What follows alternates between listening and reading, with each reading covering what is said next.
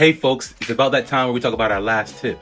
Tip number 5, be okay with rewrites. And don't forget to like, comment, save, and share for more content like this. Recently, I've been listening to this podcast called Disney for Scores. In this podcast, composers are asked a series of questions that helps us as the consumers kind of get a behind the scenes peek at the writing process when you're working on film and TV. I've received 2 main takeaways from listening to this podcast. The first main takeaway is that rewrites is a very normal and common practice within the composing for film and TV world.